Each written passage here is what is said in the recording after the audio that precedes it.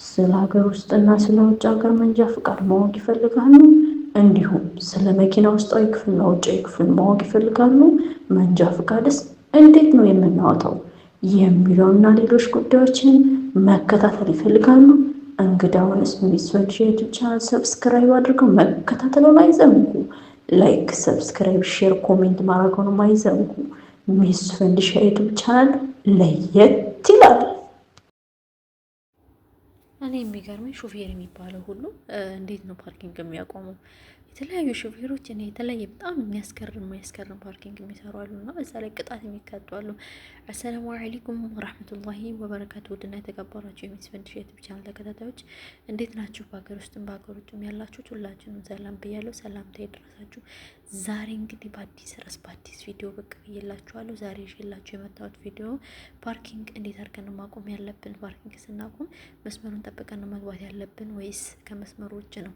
እንደገና ፓርኪንግ አቆማችንስ እንዴት ነው? ፓርኪንግ ስናቆም ትክክል ካላቆምን የትራፊክ ቅጣት ይከተለናል ማለት ነው። እንግዲህ የፓርኪንግ አይነቶች ስንት ናቸው የሚለውን እና ሌሎች ጉዳዮችን ይዤላችሁ ቀርብ ያለው እንግዲህ እንደምትከታተሉኝ ተስፋ አደርጋለሁ። ላይክ፣ ሰብስክራይብ፣ ሼር አድርጉልኝ።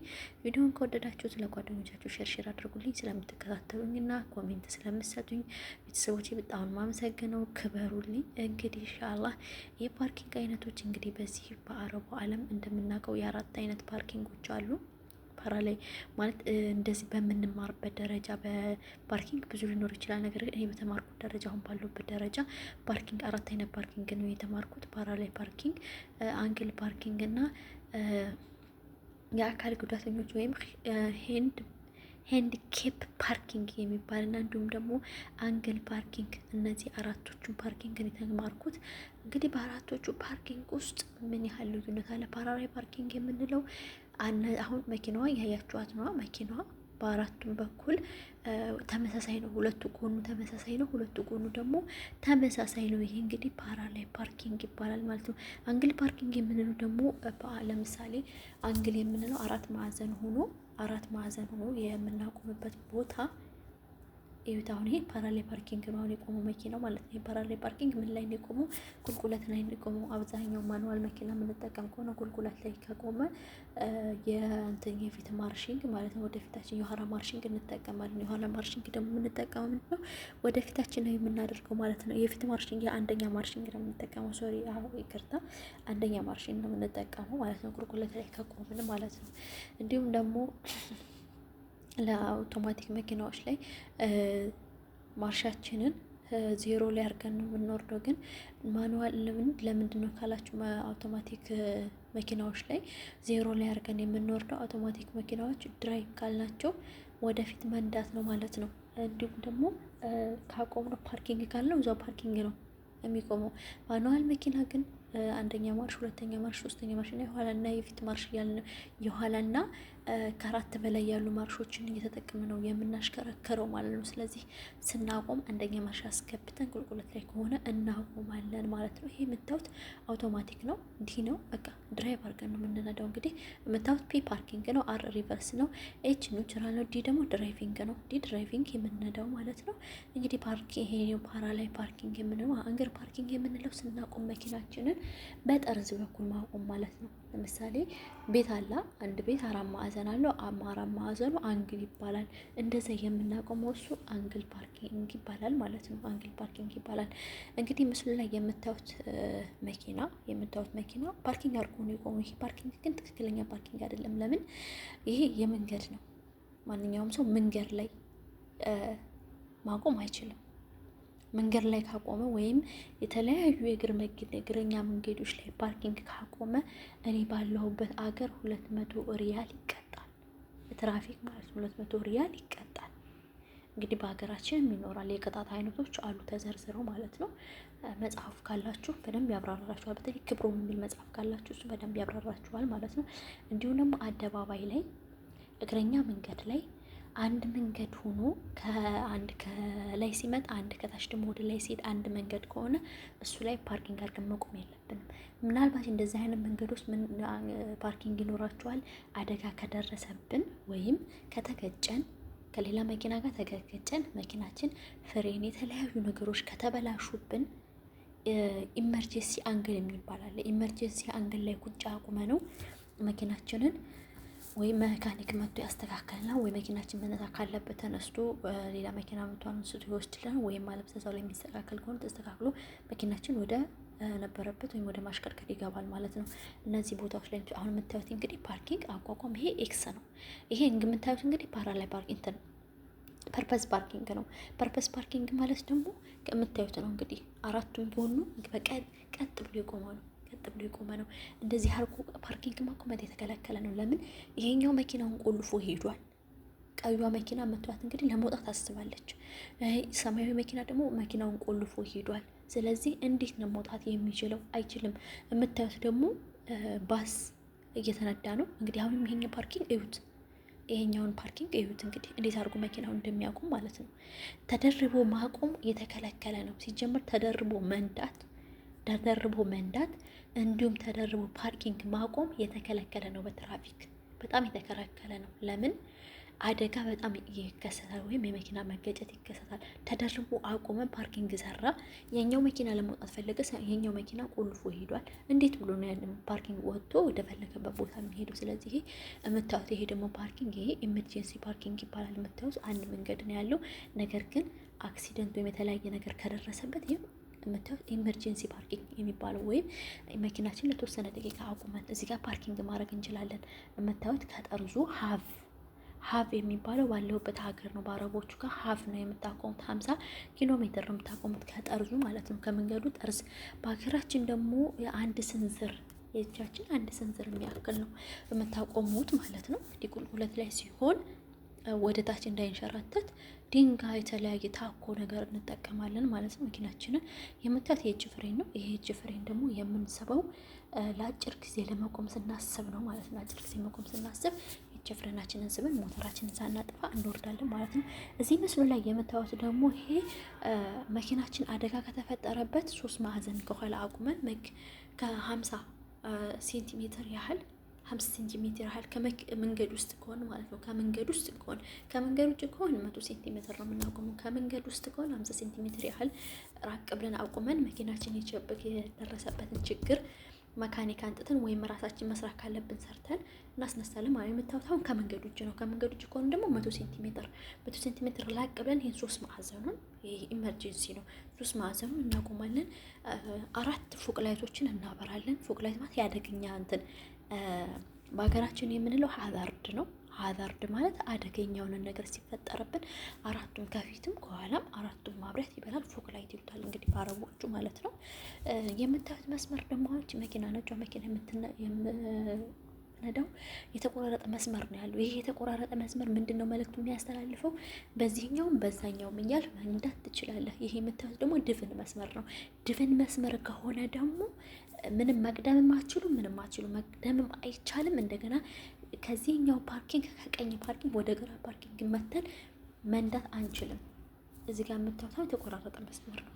እዚህ የተቆራረጠው መስመር ላይ ትልቅም መኪና ይሁን ትንሽም መኪና ይሁን መቅደም እንችላለን።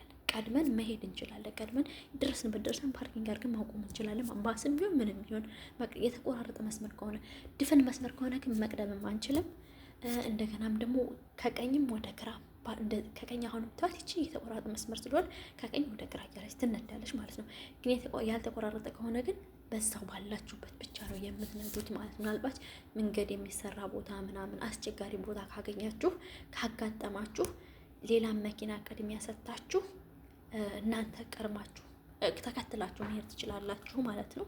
እንዲሁም ደግሞ የተለያዩ ቦታዎች ላይ መኪናችን በስንት ኪሎ ሜትር መንዳት እንዳለብን መንገድ ላይ በጣም የሚቀመጡ እንትኖች ቁጥሮች አሉ። 50 ከሆነ ከ50 ሴንቲሜትር በላይ መንዳት የተከለከለ ነው። 100 ከ100 ያኔ ይሄ የስፒዳችን ነው። ስፒዳችንን ከዚህ በላይ መንዳት አይቻልም፣ የተከለከለ ነው የሚል መልእክት አለ። እሱን ተከትለን ነው መንዳት ያለብን። ይህ የምታዩት እንግዲህ ወደፊት ብቻ ነው መንዳት የሚቻለው። ከመሀል ላይ ያለው ዳር ላይ ያለው መኪና ከአንደኛው መስመር ወደ ሌላኛው መስመር መንጣት አይችልም። ከሌላኛው ወደ ሌላኛው መስመር መንጣት አይችልም። ቀጥ ብሎ ብቻ መንዳት ነው ያለበት። መንገዱ ወጥ ነው። የምታዩት የተቆራረጠ መስመር ነው። እንደምታዩት እዚህ ጋር ማለት ነው። ወደዚህኛው መንዳት ትችላላችሁ፣ ወደዚህኛው መሄድ ትችላላችሁ፣ ወደ ቀኝም ወደ ግራ አድርጋችሁ መንዳት ትችላላችሁ ማለት ነው። አንዳንድ መኪናዎች ላይ አንዳንድ ቦታዎች ላይ የባስ መስመር ብቻ ነው ተብሎ በመስመርም እንዲሁም ደግሞ በታፔላ የሚሰራለ በብዛት ደግሞ መንገዳችን ላይ በመስመር የሚጻፍልን ጽሁፍ አለ ማለት ነው። የምትነዳው ከዚህ ኪሎ ሜትር መቅደም አትችልም ባስን ወይም የተለያየ መኪናን የሚል አለው ማለት ነው። ይህ እንግዲህ አብዛኛው አረብ ሀገር የምንኖር ልጆች ሹፌር ለመሆን በጣም ነው የምንፈራው፣ በጣም ነው የምንፈራው ከኔ ጀምሮ። እኔ በራሴ በኩል በምነግራችሁ ነገር ጋቢና ተቀምጦ መሄድ አልወድም። በፊት ከህፃነት የጀምሮ ጋቢና ተቀምጬ መሄድ አልወድም። ጋቢና በጣም የሆነ ጦርነት የተከፈተብኝ ነገር ነው የሚመስለኝ። ነገር ግን አሁን አገር ገብቼ ነበር ለተወሰነ ጊዜ ከአረቡ ዓለም ማለት ነው። ትንሽ ቆይት ብዬ ገብቼ ነበረ። እንግዲህ ዱባይ 6 ዓመት ሰርቻለሁ። ከዱባይ አረባ ኢትዮጵያ ለመግባት የገባሁት እዛው ሀገሬ ላይ ሰርቼ ለመቀየር ነበር። አህዋሉን ሳየው የማይሆን ነገር ሆኖ ሳየው ምንም መረጥኩኝ። የሆነ ሙያ ብማር ከእጄ ላይ የማይጠፋ ነገር ብር ይዤው ሂጃለሁ። ነገር ግን የተለያየ ነገር ማቴሪያል ገዝቼበት አልቋል። ነገር ግን እጄ ላይ የሚቀር ሙያ ተምሬ ለወደፊት ለራሴም የሚጠቅመኝ እንዲሁም ጥሩ ነገር የማገኝበት ብሬ ቢያልቅ እንኳን በዛ ሙያ ተቀጥሬ ልምሰራበት የሚችለው ብዬ እኔ ባለሁበት አካባቢ እንግዲህ ባላችሁበትና ውስጣችሁ ባመነበት ሙያ ነው ሰው የሚሰማራው ማለት ነው። እኔ ሹፍርና ብዙም በፊትም አልመርጠውም። ብዙ ጊዜ የምመርጠው የልብስ ስፌትን ነው። የልብስ ስፌት ያሳድጋል፣ የእጅ ሙያ ነው። ማሽኑን ገዝታችሁ ብትሰሩበት ያዋጣል። እሱንም ጠይቄ ነበር። ይሄኛውን ከተማርኩ በኋላ ነው የጠየኩት። ነገር ግን ወደ ውጭ ወጣችሁ ለመስራት በልብስ ቤት ትንሽ አንደኛ ልምድ ያስፈልጋችኋል፣ ሁለተኛ ሰውም ያስፈልጋችኋል። በብዛት ኢትዮጵያውያኖች ሳይሆን ህንዶች ናቸው የሚሰሩት እንደዚህ ልብስ ስፌት አካባቢ ማለት ነው።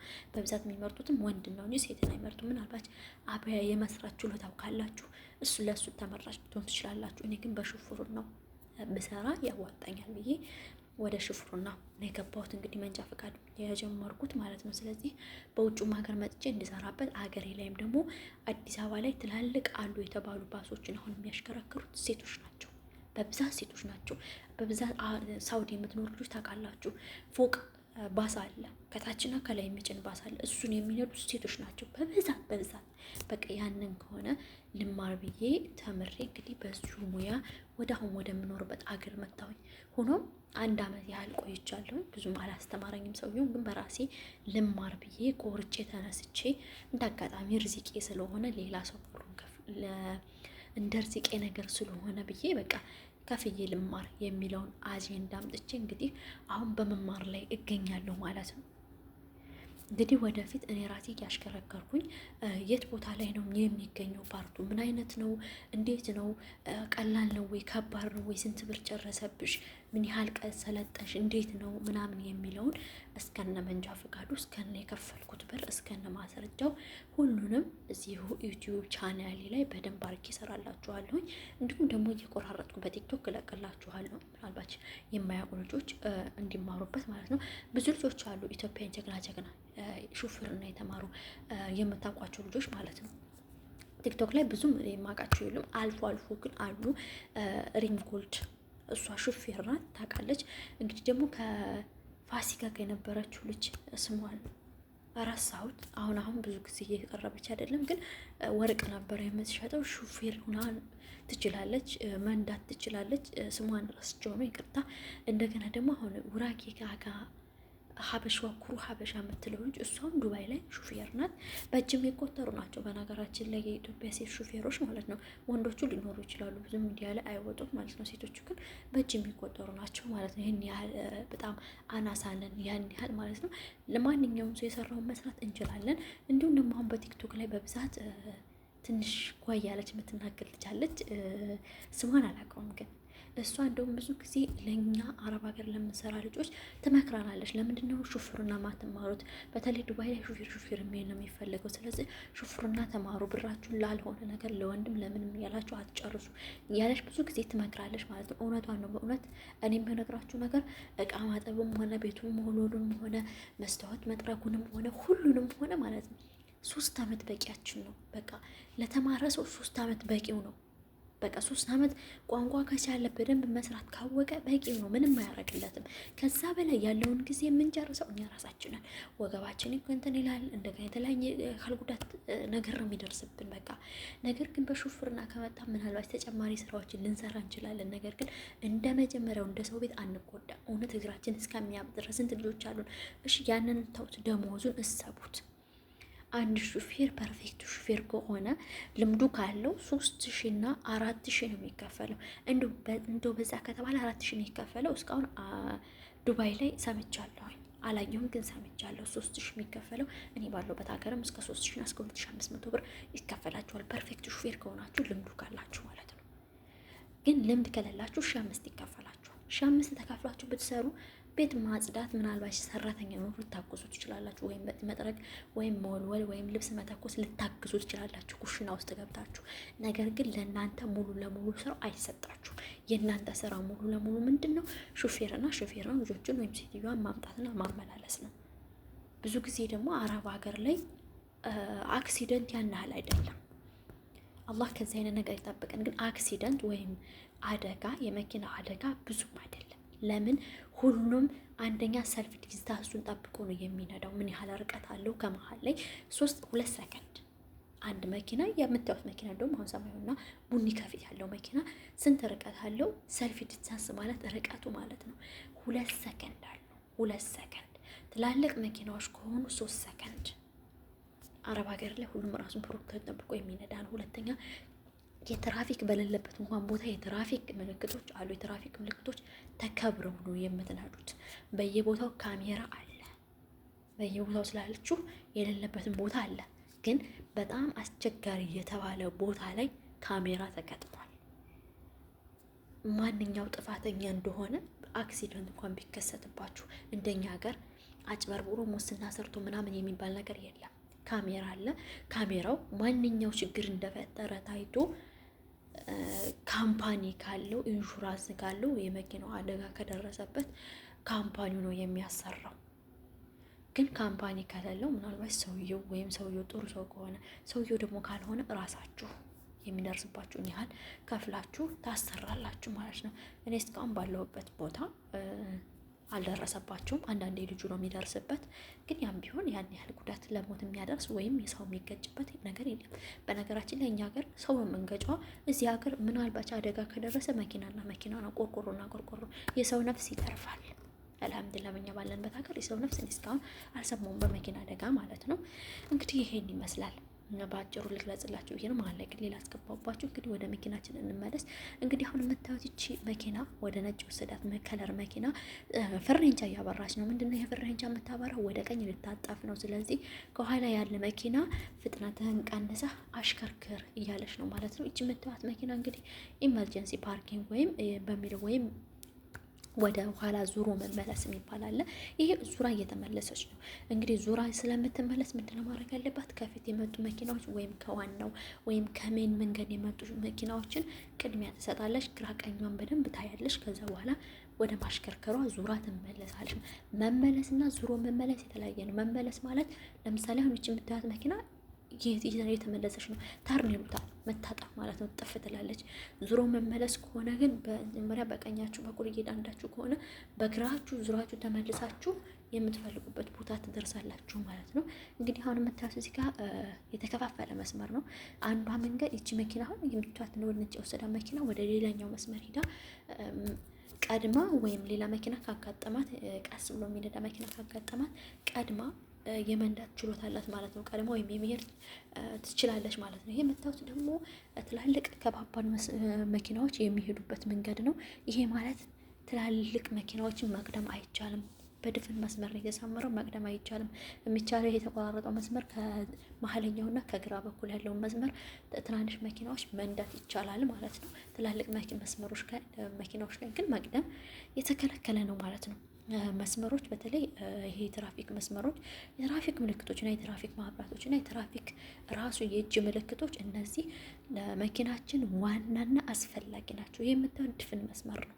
ድፍን መስመር ከሆነ ደግሞ መኪና መቅደምም አይቻልም፣ ዙሮ መመለስም አይቻልም። ከዚህኛውም ወደዚህኛውም ይሄ ገለጥ ነው።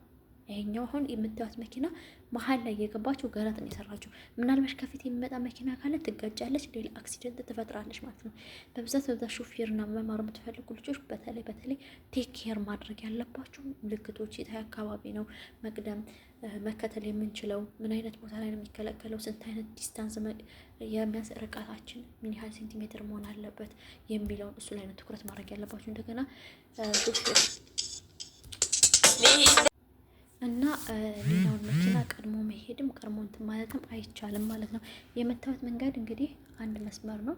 ሁለት መኪናዎች ቢመጡብን መኪናችንን ወደ ዳር ጫፍ እንግዲህ የተሰመረው ጫፍ ወደ ዳር መውጣት አንችልም። ነገር ግን አማራጭ ስለሌለን መመለስም ስለማንችል የዳረኛውን መስመር ተጠቅመን ወደ ላይ የምንፈልግበት አቅጣጫ እንሄዳለን ማለት። ይሄ ጠርዙ ላይ የተሰመረው መስመር ወደ ዳር መውጣት አንችልም። ምክንያቱም ይሄ አሸዋ ነው መሬቱ፣ እንደገና ገደል እንትን ነው ወደ ታች ቁልቁለት ነው አሸዋ ስለሆነ መኪናችንን ሊያሳጥብን ይችላል። ስለዚህ ፎርዲ የሚባል አለ በጣም ጉልበት ተጠቅመን ከዛ ጋር አሸዋ ውስጥ የምናወጣበት ማለት ነው። ስለዚህ ተጠንቅቀን የምናሽከረክ እንዲህ አይነት ቦታ ላይ አሪፍ ነው።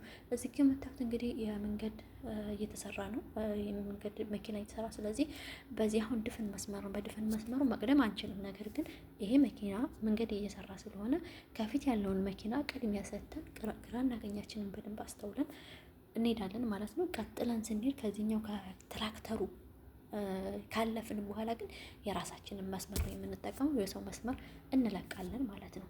እንግዲህ የምታዩት መኪና የተሽከረከረች ነው። እንግዲህ ይሄ የተቆራረጠ መስመር ላይ ደግሞ ምንድነው ማድረግ ያለብን? እሷን መኪናዋን መቅደምም ከፊትም ከኋላም ያሉ መኪናዎች ግን እነዚህ ስንቀድም እንደገና ደግሞ ዲስታንሳችን የርቀት እንግዲህ የምታዩት ዲስታንስ ነው፣ ሰልፍ ዲስታንሳችን ይሄ እንግዲህ 2 ሰከንድ ነው፣ 2 ሰከንድ ነው ስንቀድም ከአንደኛው መኪና ከጥቁሯ መኪና እና ከነጩ መኪና ላይ ያለው ይሄ ሰልፍ ዲስታንስ ይባላል። 2 ሰከንድ ነው። እዩት እንግዲህ 2 ሰከንድ ስለሆነ አክሲደንት ያኛው መኪና ምንም አይነት ፍሬንቻም አላበራም፣ ምንም አይነት ምልክት አልሰጠም። ቶሎ ብሎ ብቻ ፍሬኑን ነው የተረገጠው። ስለዚህ ፍሬኑን ሲረገጠው ይሄኛው 2 ሰከንድ ስለሆነ ሰልፍ ዲስታንሱን የጠበቀው፣ ስለዚህ ራሱ መኪናውን መቆጣጠር ይችላል ማለት ነው። ሰውየው መኪናውን መቆጣጠር ይችላል። ነገር ግን አንዳንድ ሹፌሮች አሉ እንቅልፍ ካለመጨረስ ወይም የተለያየ ነገር ከማሰብ አንጻር መኪና በነገራችን ላይ ስንነዳ አይምሯችንን ንጹህ ነጭ ወረቀት ነው ማድረግ ያለብን። ለምን? የሰው ነፍስ ነው ይዘን የምንሄደው፣ የማይተካ ነፍስ ነው። ይሄ ቆርቆሮ ተገዝቶ ምን ብሎም ሰርተን እንቀይረዋለን፣ እንተካዋለን።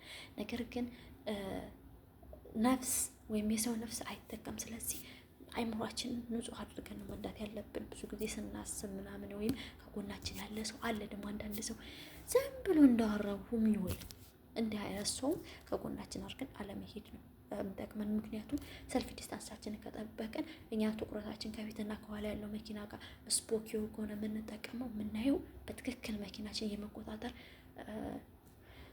እንትን አለን፣ የመቆጣጠር ችሎታ አለን ማለት ነው። ነገር ግን ከማያስፈልጉ ሀሳብ እና የተለያዩ ነገሮችን ቴኬር እያልን የምናነዳ ከሆነ አክሲደንትም አይቀደር አላህ የሚቀደረው አለ።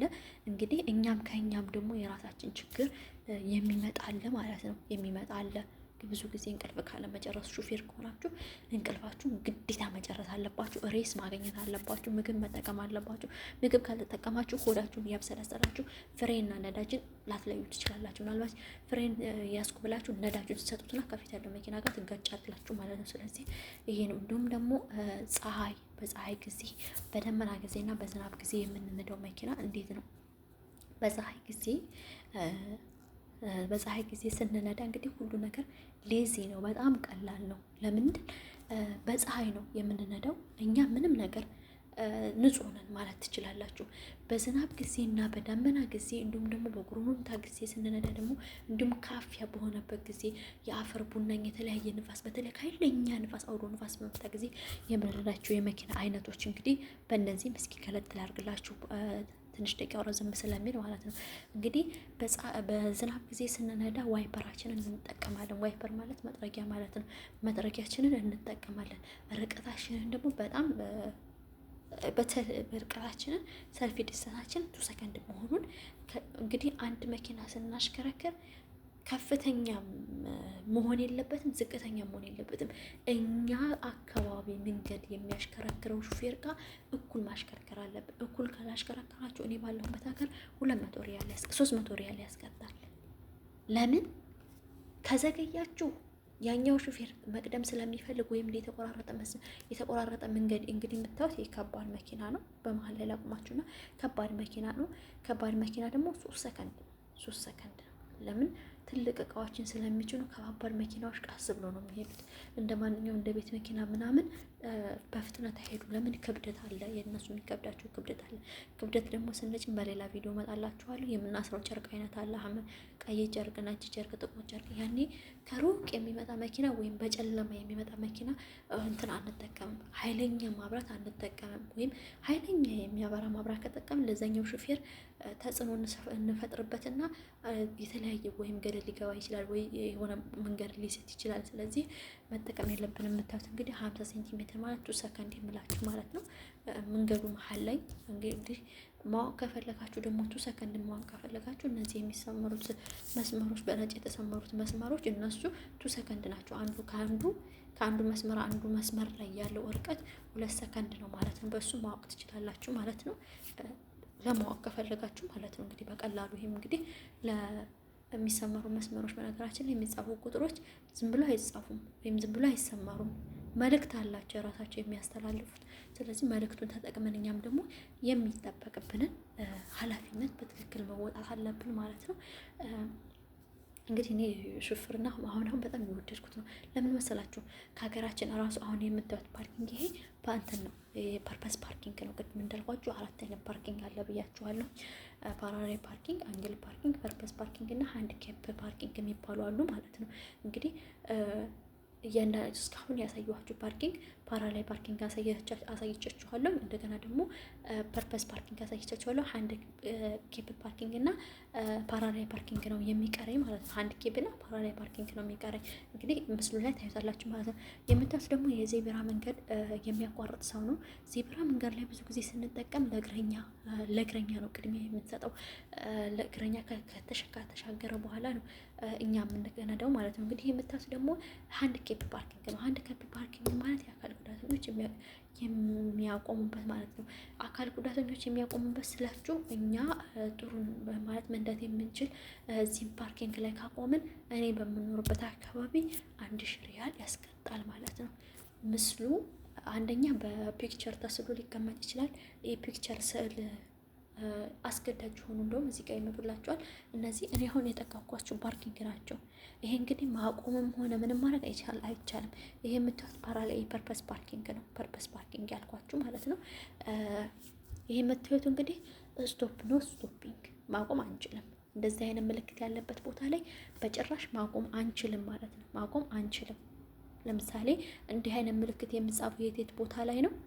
ሆስፒታል ላይ፣ ትምህርት ቤት አካባቢ የተለያዩ። ይሄም ደግሞ ማቆምም አንችልም። ኖት ስቶፒንግም ኖት ፓርኪንግ ማድረግም አንችልም፣ ማቆምም አንችልም ማለት ነው።